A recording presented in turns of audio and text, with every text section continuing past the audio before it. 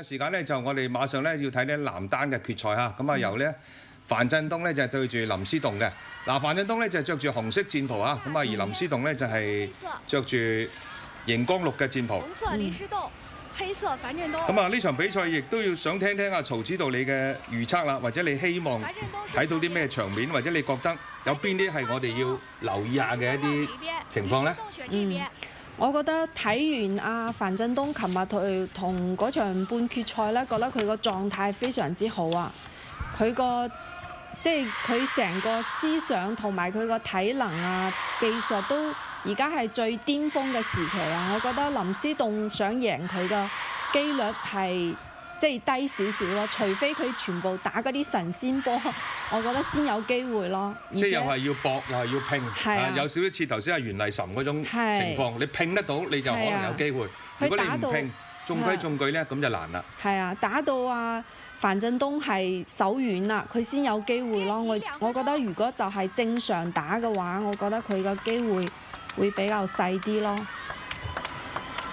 咁啊，比賽嘅地點咧，其實咧都係相同嘅地點啊，澳門銀河綜藝館嘅1號台。咁啊，背對鏡頭嘅就係林思棟啊，嚟自海南嘅球員；而樊振東咧就嚟自上海嘅球員。樊振東喺16分之一決賽咧就4-0贏咗周宇。咁啊，跟住咧就8分1決賽咧就贏咗薛飛，4分1決賽咧贏咗孫正。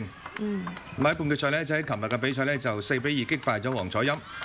咁林思棟咧就嚟自海南儋州嘅球手嚇，今年只有20歲。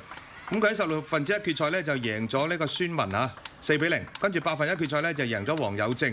咁啊4分1決賽咧就贏咗樊振東嘅好朋友咧趙子豪啊，贏4-1。半決賽咧就係琴日咧就贏咗頭先喺銅牌爭奪戰輸波嘅袁麗岑，就贏4-1嘅。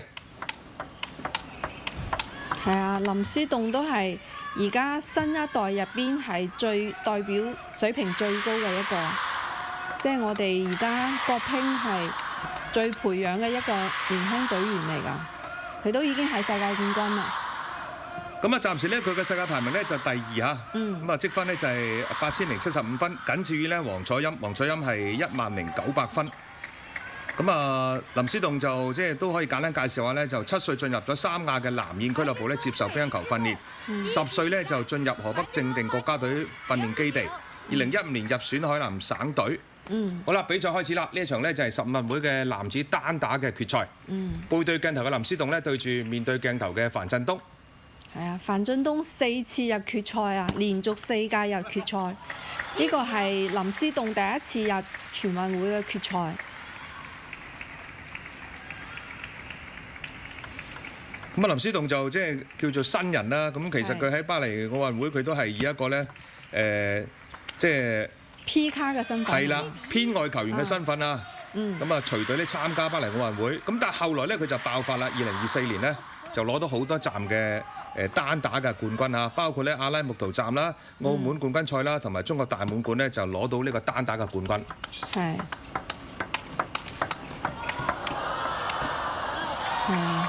佢都係好有衝擊力嘅球員嚟㗎。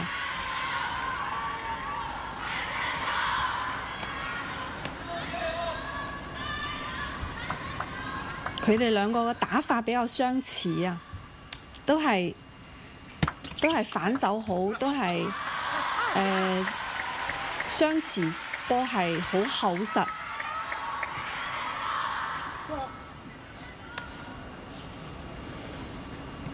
樊振東嘅發球2-2。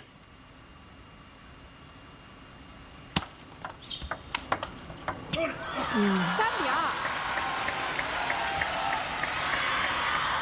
樊振東都發動得好快啊！覺得佢之前嘅準備係好充分嘅，賽前嘅準備係活動得好開啊！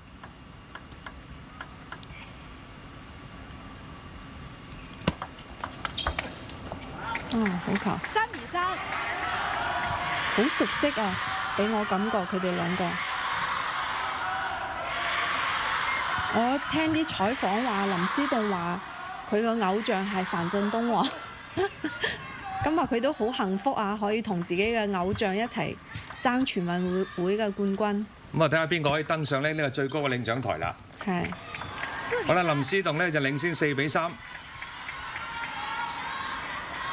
你而家啱啱開局咧，大家都會試探下，而家你邊個位置手最順？係啊，呢分都其實樊振東嘅思路都好好，前一分俾佢反手抽咗一分，好嘅質量。咁而家就開始擺短啦，擺短諗住自己上手或者係反拉。樊振東落後緊3-5，樊振東嘅發球， 3-6。想發一個離台嚇，咁但係就發球失誤。想發一分長球。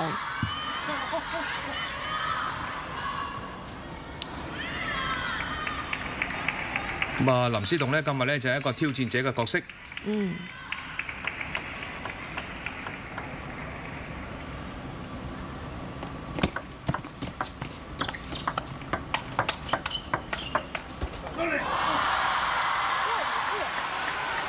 慢慢喺度揾節奏啊！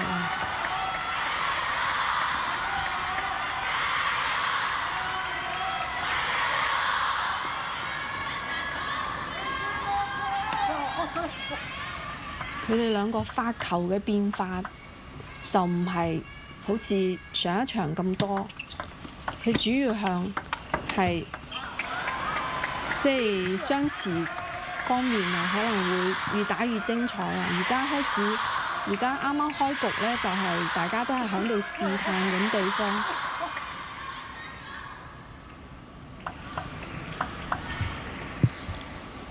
而家呢就係發球嘅林思棟領先緊啊，8-4。咁呢位海南嘅球手開局唔錯。而家就係反手對反手呢條線呢，可能而家目前睇上去好似林思棟仲上風少少。一開場呢，我覺得樊振東有幾個無謂失誤啊！即係感覺佢其實第一局未完全係打得開啊，未完全放得開啊。都係無謂失誤，呢幾分都係，包括發球失誤。可能會唔會上海隊俾佢個奪冠壓力有少少大，唔知會唔會呢？咁其實曹指導，我諗兩邊代表團都有壓力㗎啦。海南都希望林思棟攞金牌啊嘛。係，但係我覺得作為林思棟嚟講，佢覺得佢即係好難會話衝擊到咯。我覺得入咗決賽已經係好犀利啦，已經係。好啦，而家呢就鏡頭影住嘅林思棟呢領先緊9-5第一局嘅比賽。咁形勢喺佢呢邊啊，9-5呢就理論上第一局贏落嚟個機會就比較大。而家樊振東諗住我對反手暫時對唔過你，我可能同你正手突破一下，揾機會。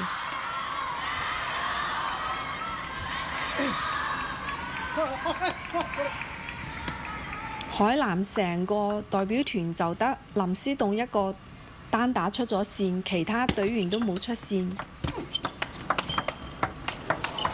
哇！呢下好嘢啊！咁又喺防守之中有一個反擊直線。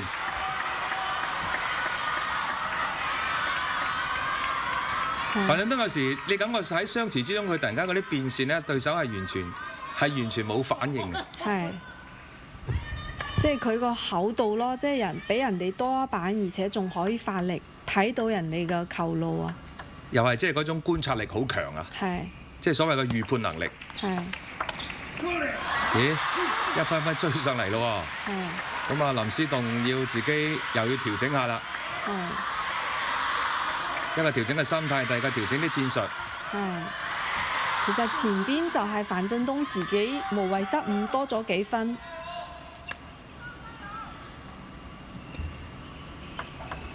8-9，樊振東落後緊喺第一局。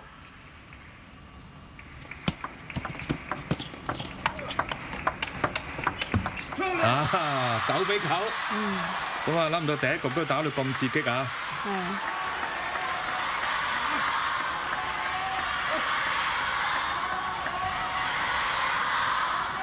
都係喺相持之中咧，就樊振東更加穩啊！因為樊振東咧，佢而家連續贏咗4分之後，佢減少咗失誤啊！佢冇咁一開始上嚟發力咁多啊！佢係睇準先發力，睇唔準先過渡一下，等自己適應下場上啲即係環境啊，適應下啲節奏啊！樊振東呢下嘅霸王領，哇！真係好嘢啊！10比9，而家個勢喺佢呢邊。局點。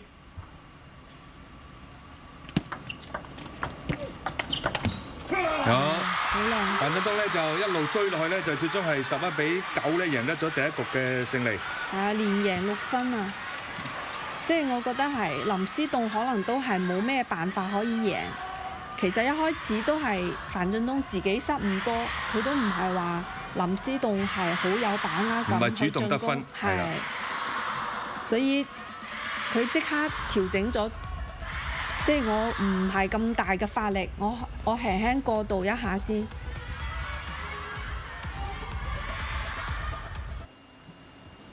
好，我哋馬上咧就睇第二局嘅比賽嚇，冠軍爭奪戰，背對鏡頭嘅樊振東對住海南嘅林思棟。係啊，而家睇到樊振東醒咗之後，完全都控場啦，控制住林思棟嘅節奏啊，而且佢又減少咗自己嘅進攻嘅失誤，而家睇到佢係比較穩啲。2比0。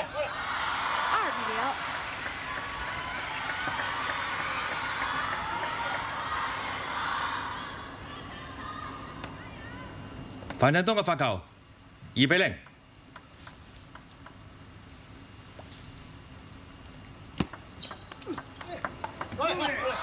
係啊，感覺林思棟冇咩辦法啊！樊振東大佢一個 size 咁，即係我諗又到咗啲個我唔知點打嘅嗰種嘅情景啊！因為佢覺得打邊度都唔得，其實佢都要調動下樊振東。即係企喺度打嘅話，佢好難打。嗱呢版咧就打出有啲質量啦。係。咁但係佢可能真係要比平時嗰個訓練嗰個勁更加足先可以有機會少少爆冷或者係即係接近啊樊振東嗰個實力啊。佢係衝擊者嘅角度去拼咯。你係要追佢啊嘛，你唔好同佢即係大家中規中矩咁對拉咧，你一定會下風嘅。係。哇！呢下回得靚。調動咧有機會啦，因為樊振東企喺度嗰啲實力真係好強，佢喺跑動當中咧，佢嘅質量冇咁高，林思棟嘅空間就進攻嘅空間就比較大。林思棟嘅發球，好，林思棟追翻平局3比3。係啦，佢而家大概知道啦，即係而家清醒翻啦。第一局其實佢都點樣贏佢又唔知，點樣輸佢又唔知啊。咁而家就第二局咧，佢可能揾到啲感覺啦。佢係個心理上邊對樊振東都係有啲怯啊，有啲敬畏之心。係。但比賽真係唔好有呢啲心理咯，即係你當佢係一個普通嘅對手咁打就最好。係。哇！好靚。呢下搶攻真係精彩啊！突然間提速。你睇下樊振東同上一場嘅黃楚欣，佢都係喺防守當中嘅反攻啊，進攻係好靚嘅，即係最頂尖嘅選手呢一分波真係佢哋最大嘅特點嚟㗎。頂級球手嘅啲技術啊，喺呢一分睇到啊，真係。係。4比4。4比4。咁啊，林思棟就開始可以講係入到局啦。雖然第一局佢一度嚟贏到6分啊。贏到9分啊！贏到9分。係啊，但係最終都輸。9比6領先啊，11比9輸，9比5。雙持球咧，始終都係樊振東咧技高一籌。係，連續進攻啊！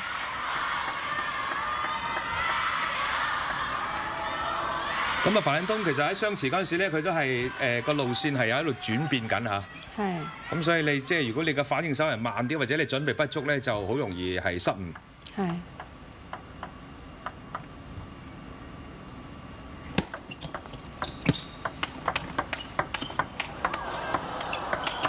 好靚，好波。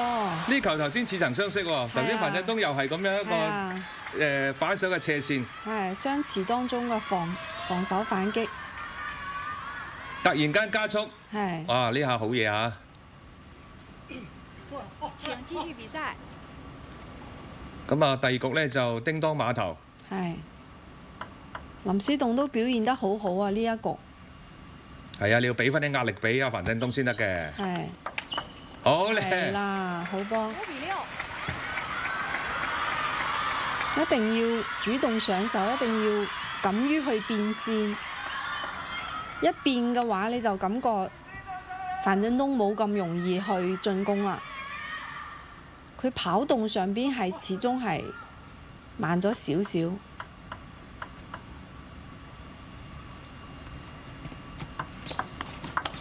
好球。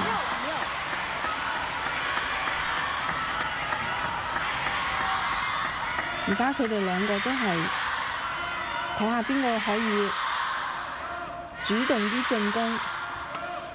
其實呢分林思棟已經打得好靚啦，就全部係領起身啦。但係樊振東已經提前準備咗呢分啦。6比6啊！呢一局咧就叮當碼頭。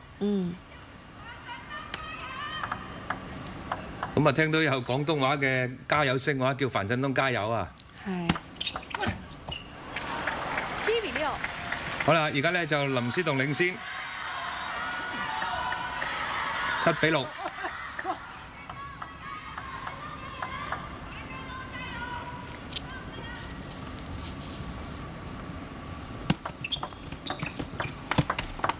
哇！呢分打得好，反應好快啊，林思棟。係呢分嘅落點拉得唔係幾好，因為林思棟喐都冇喐，直至就反帶啦呢分。咁啊，形勢咧同第一局有啲相似嚇，又係樊振東咧落後緊嘅。呢一局嘅話，林思棟個狀態啊，越打越好。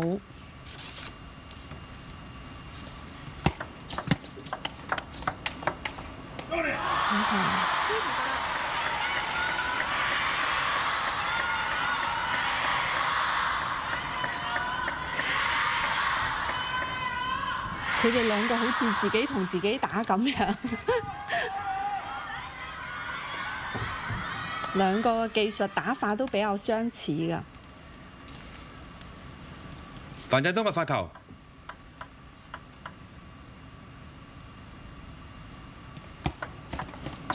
發到好短啊！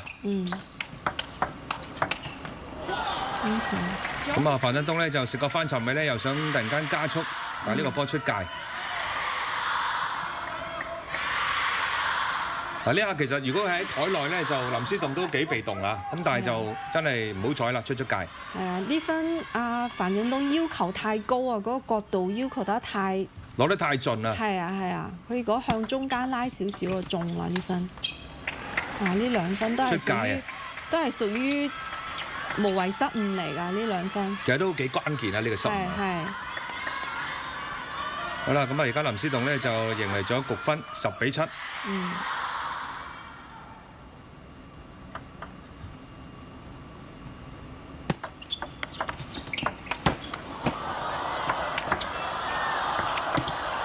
哇！精彩啊！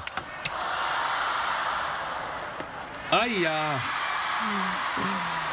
咁啊，呢啲其實觀眾我諗就喺呢個時候忘卻咗勝負啊！最緊要睇呢啲表演啊，真係好高級數嘅一個攻防演練啊！係。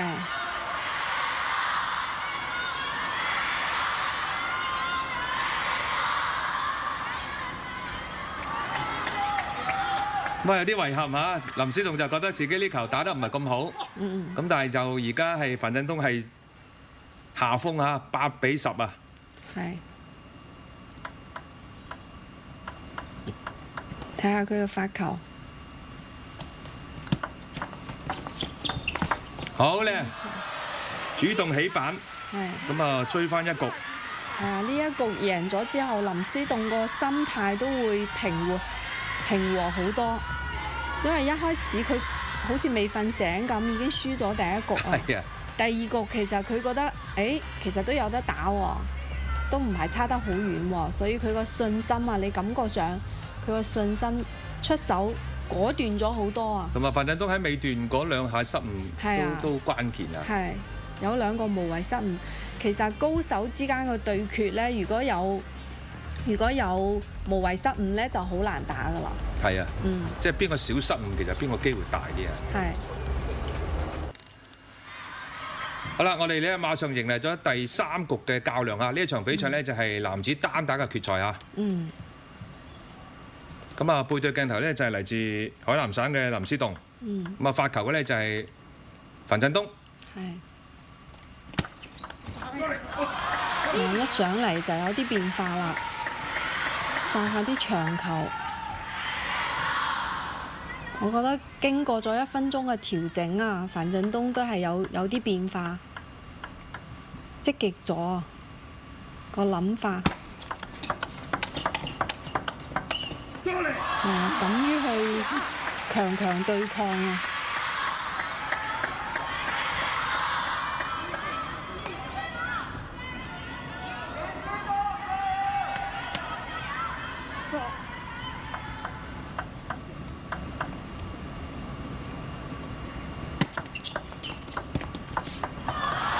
林思棟個正手短都係俾范振東控制住佢啊！佢上一局呢，范振東就好少俾呢分。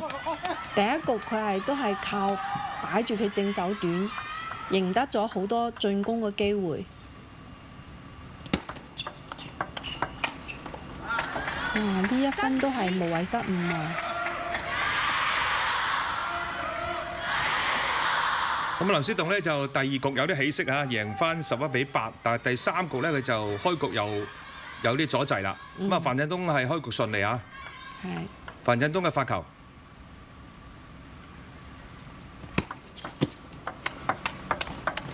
好球。銜接得好快。其實一啲關鍵嘅細節咧，都仲係睇到兩位球手嗰啲差別嚇。即係相持之中，就范振東更加穩嘅，個成功率更加高。係。佢有1-2個無謂失誤啊！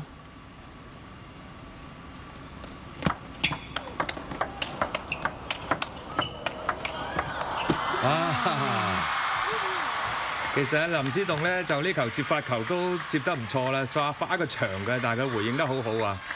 咁但係喺相持之中，佢都係出現咗失誤。你睇下打到第3局啊，范振東都係有變化，佢前邊一共發咗4個球，其中3個係長球，所以佢都係有佢嘅變化係超出咗林思棟嘅諗法嘅。即係個腦筋係不斷轉，不斷轉。係啊。我應該發呢長定短呢？其實佢係真係根據實際嘅情況係有喺度調整嘅。哇！呢啲波就如取如攜，6-1。咁啊，好似又有啲即係個差距又拉大咗啦嚇，又。咁呢1分就純粹係俾范振東表演啦。係。佢係優秀運動員呢，最頂尖嗰啲呢，佢主動敢於去變化，從呢2場球上邊都睇得好明顯啊！佢哋輸波嘅就係跟住佢嘅變化，即係跟唔到嚇，即係俾對方牽住你嘅節奏走，咁就打就比較被動啦。係啊，即係等於人哋係打有準備嘅戰，你反而係即係唔知人哋點打，被動喺度防禦。係啊。7-1，范振東嘅發球。好球。7-2。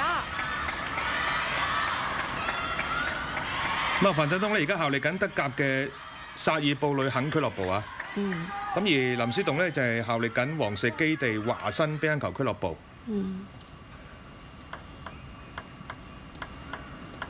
咁范振東呢，都係喺德國呢翻嚟參加今屆嘅15人會嘅比賽。係。3-7。佢個狀態都 keep 得幾好。前一排聽人哋講話佢減重啊，減脂話減咗，即係你見佢個身形都係比以前要瘦少少。實淨嗰啲啊！係啊。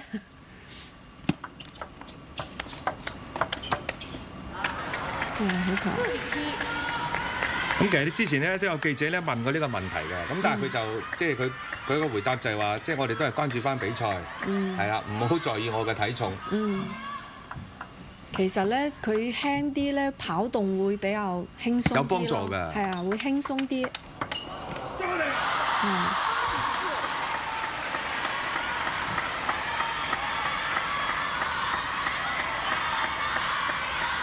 咁啊，睇到樊振東呢下即係霸王領，其實真係都喺關鍵時候係奏效啊！8-4。樊振東嘅反手啊，即係自然嘅反應係好快啊！佢比一般人要快好多。其實呢一招我想問下，自然出手係天生定係或者係後天練嘅咧？練㗎，天生佢嘅反手感覺就好，同埋咧練得足夠多，佢已經有咁嘅條件反射啊！即係人哋一嚟到呢度，佢就會出手㗎啦，好快啊！佢琴日同黃楚欣都係發揮得好好嚇，反手好靚。大家鬥快，邊個快得嚟唔失，你機會就大。係。9-4啊，樊振東嘅發球。10-4。其實佢哋兩個嘅打法都係以反手為主嘅體系嘅技術去進攻嘅。所以咧，你睇到樊振東個反手嘅質量同埋個變化、變直線啊、防守反擊啊，都好全面啊！佢個反手。咁啊，林思棟呢下嘅進攻嘅大斜線係揾到食啊！咁但係就落緊5分，一分嚟啦，唯有。第二局咧啱啱見到啲起色，第3局又樊振東咧又揾翻感覺，11-5。咁啊，樊振東咧係贏到2-1。係呢一局贏咧，就係樊振東係一上嚟個發球就有變化，你會感覺到佢嘅成個人嘅思想上邊啊，即係進攻性更強咗啊，比之前邊嗰2局啊。其實佢都係又係調整咗自己嘅戰術嚇。係啊。我哋欣賞第4局嘅比賽嚇，岑運會嘅男子單打嘅決賽，背對鏡頭嘅樊振東對住林思棟。咁啊，而家咧就樊振東係領先緊2-1。第一局贏11-9，第二局林思棟贏11-8，第3局樊振東贏翻11-5。林思棟嘅發球。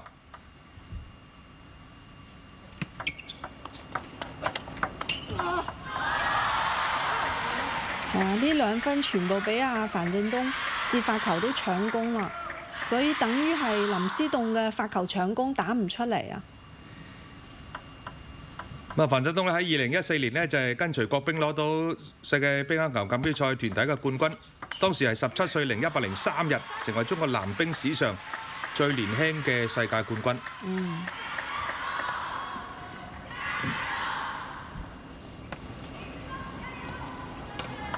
林思棟嘅變化都係少啲。3-0，樊振東嘅發球。主動搶攻攞翻分。林思棟喺今年嘅2月新加坡嘅大滿貫賽事咧攞到男單、男雙同埋混雙嘅3項冠軍。咁喺2月11號咧第一次登頂世界第一，咁係史上最年輕嘅男單世界第一嘅球手。不過佢而家就排第2啊，第一位咧就係黃楚欣。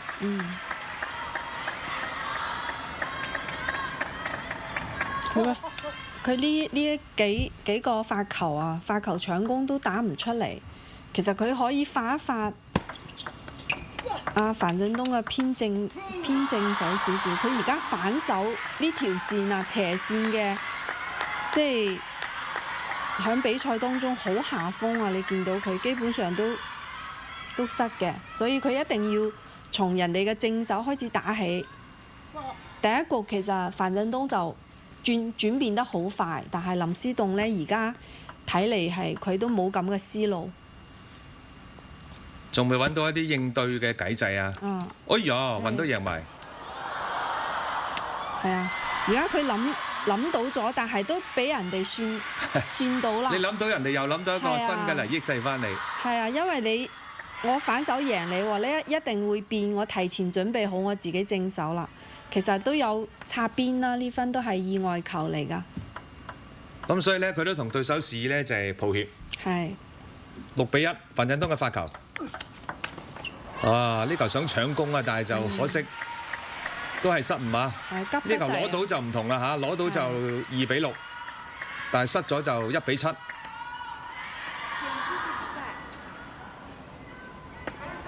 處理球急咗少少。重發球，1-7。林思棟發球，又失誤。佢開始有啲即係唔知道點打啦嚇。係。其實佢可以俾下偏翻正手少少，而家佢發球都係個發球嘅點啊，即係自己發球嗰一輪攞唔到分咧，你就好被動啦。咁啊，樊振東咧就大家睇到咧，佢喺相持之中咧，其實佢係不斷揾啲空檔嚟打嘅，所以佢頭先突然間嘅變線咧就係咁樣咧就攞到一分。林思棟係真係冇乜準備啊！真係，我覺得林思棟有啲咁多即係已經完全都唔知道大佢一碼啊！大佢一個 size 啊！係啊，佢好難打。即係同一個即係龐然大物喺度對抗緊咁啊！係啦，好一埲牆咁啊！10-1，樊振東嘅發球，發個長嘅發球，突然間變線，哇！哎呀！呢球捉到佬唔識脫角，咁啊，但係唔緊要咧，因為個優勢真係好大啊！樊振東仲係贏緊10-2，咁但係間中即係有呢啲咁嘅即係對拉啊，或者係表演性質嘅呢啲較量，其實我諗觀眾都唔介意。係。呢分佢輸得起啊！係。咁當然佢其實呢分當然想贏㗎。咁啊連攞2分。好啦，林思棟嘅發球。咁啊，樊振東定一定神先，即係呢個勢又一定要抑制住林思棟啊！好，果然咧就係扼住咧林思棟嘅反手攞多1分，11-3。咁啊，暫時嚟講就最懸殊就係呢一局啦，11-3啊。咁啊，樊振東咧係贏到3-1。而且我覺得林思棟打得太快啦，佢比較被動嗰時咧，佢應該放慢啲節奏，諗下辦法，我點樣即係唔俾阿樊振東嘅反手打得咁順，我起碼等佢用多啲正手係嘛，俾下佢正手短啊，跟住打開2個角啊，佢都我覺得佢個即係都未有點樣諗住贏啊！我哋睇呢5局嘅比賽嚇，咁啊係屬於男單嘅決賽，由背對鏡頭嘅林思棟咧對住樊振東，發球嘅咧就係樊振東。咁啊，樊振東咧暫時贏緊3-1，林思棟唯一贏嘅一局咧就係第2局啊，11-8。咁但係樊振東好強勢咧，就係連贏2局嚇，11-5同埋11-3嘅。係啊。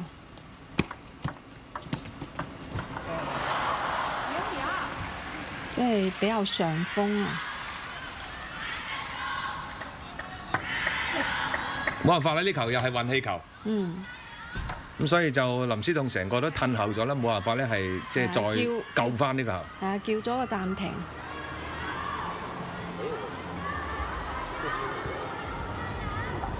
咁我諗教練都可能叫佢哋放開打啦，唔好諗咁多啦。係啊，林思棟攞咗分算1分啦。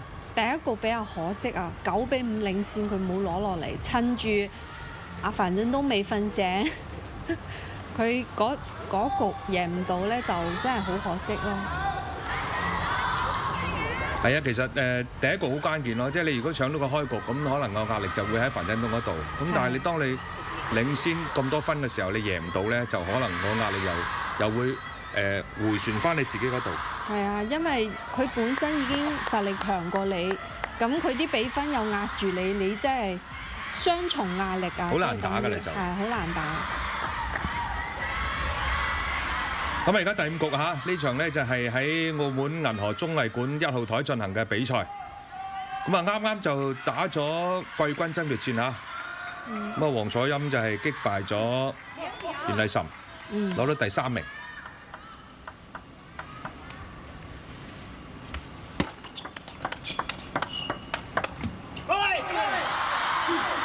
冷網就出界。林思棟嘅主動尋球嘅變化太少啦，佢嘅球全部俾阿樊振東算住，都冇超出樊振東嘅範圍，所以佢比較輕鬆啊，感覺樊振東。係啊，而家比賽可以講係進入咗樊振東嘅節奏啊！大家睇到佢就長啊、短啊、攻啊、防啊、領啊，其實全部都係上風嘅。係。主要林思棟嘅發球搶唔到攻之後呢，佢就好被動啦，好下風啦，睇落去。樊振東4-0領先，開個場嘅，話呢下夠膽起板啊！係，佢一定要超出咗樊振東嘅諗法，佢先有機會贏咯。佢呢分係發力㗎。即係要行先一步，要行先一步。係搏殺。如果你跟住阿樊振東嘅節奏打咧，就好困難。係，如果佢第3局上嚟呢1分，咁啊差唔多。係，佢有翻啲變化，你有空你個穩先至有用，你全部都係穩，即係等於冇用，係嘛？人哋退後半步，全部都可以拉。佢有空啦，咁佢揾1分呢。人哋樊振東都唔知佢到底過嚟係咩質量，係嘛？人哋起碼有1分係人哋有驚你嗰分嘅質量。林思棟連攞2分，但係可惜咧就呢1分失誤啊，咁啊又輸到2-5。係啊，你開始有少少急啦。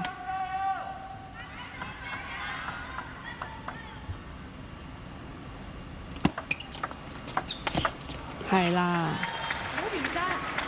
係佢起碼要有啲空嘅波，佢空得遲嗰頭啊！我覺得今日輸波嘅2位啊，一個係袁麗晨，一個係林思棟，佢都係一開始上嚟，等佢哋2個大主力緊張嗰時啊，你先有機會，人哋都已經大比分領先啦，你再發力咧就已經係遲啦，好難翻盤啊！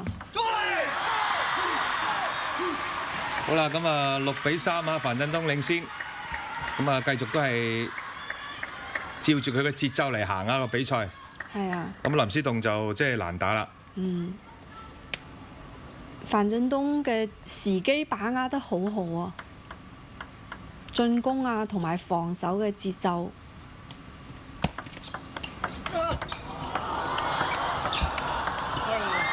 擦邊。其實呢球就林思棟都回得好靚啊，咁但係只可以講就係嗰個功底方面咧，樊振東更加深厚。咁但係就呢下就個運氣啦嚇，亦都喺樊振東呢邊。樊振東呢場比賽都有幾次嘅擦邊同埋愣網啊。係，你啲狀態越打越輕鬆啊，樊振東。哇！嗱，呢個波愣網係出界，咁啊所以咧就。石頭咧就亦都好無奈咧，搖一搖個頭。林思棟而家落後緊3-8。咁呢個波如果落喺場內又唔同啊，但係你出咗界咧，佢就會可能即係心諗，咦，真係好似個運氣都差啲喎今日。好，又贏多分，勢如破竹啊！咁啊，樊振東應該就攞金牌，懸念不大。越打越順啊，越打越自信啊。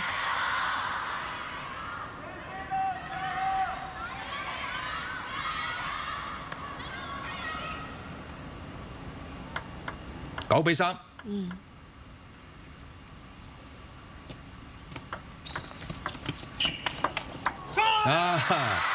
咁啊諗住搶攻咧，但係點知咧，樊振東呢邊咧嗰個回應更加快啊，同埋角度更加刁鑽。全部都俾阿樊振東算住啦。其實樊振東呢下佢都真係犀利喎，即係佢先有嘅。你攻佢，佢可以更加快嘅速度回翻過嚟，仲有個角度係好刁鑽。係啊，即係佢等住你反拉啊嘛，相當於。好，林思棟攞翻分。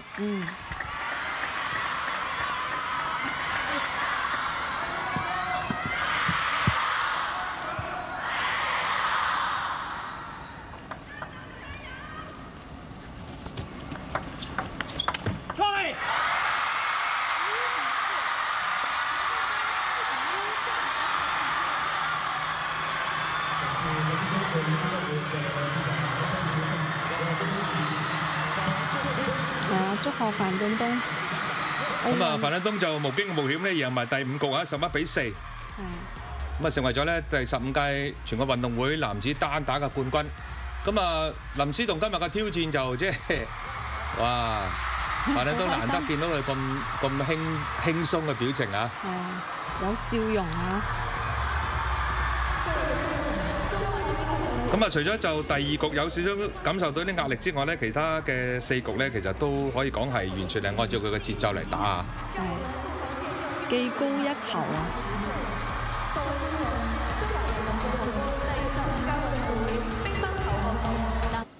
好啦，咁啊呢場比賽咧就最終係樊振東以4-1咧就擊敗咗嚟自海南嘅林思棟咧攞到冠軍嚇。咁就比賽個過程其實我哋睇到除咗第2局林思棟係有還手之力之外咧，其他嘅4局咧其實樊振東都係完全主動嘅。咁啊第1局咧有一度嘅時間咧就樊振東因為自己嘅失誤多咧就落後到5-9，咁但係最後佢都係能夠贏到。咁睇到佢嘅功力啦，同埋佢嘅實力咧，真係的確喺林思棟之上。咁啊，我想問下曹指導啦，其實你對於呢個結果有冇覺得意外定係一個正常嘅結果呢？我覺得比較正常咯。睇到成場比賽嘅話，感覺樊振東嘅處理球係技高一籌咯，不愧為係奧運冠軍。同埋佢嘅處理球啊，同埋個節奏啊，包括佢嘅時機啊，戰機把握得好好咯。反而係林思棟咧，好可惜啊！響第1局好似樊振東個狀態唔係話調整得咁好嘅時候，9-5領先冇攞落嚟，非常之可惜啦。但係後邊睇到樊振東完全係掌握咗場上嘅局勢咯，完全係佢想點打就點打，同埋把握得好好咯。係。咁啊，樊振東咧就係馬龍之後咧就全運會第2位衛冕男單冠軍嘅球員啦，亦都係佢自己喺全運會嘅第6枚嘅金牌嚇。咁啊，呢枚金牌就其實就對於佢嚟講係可以講係意料之中嘅事啦。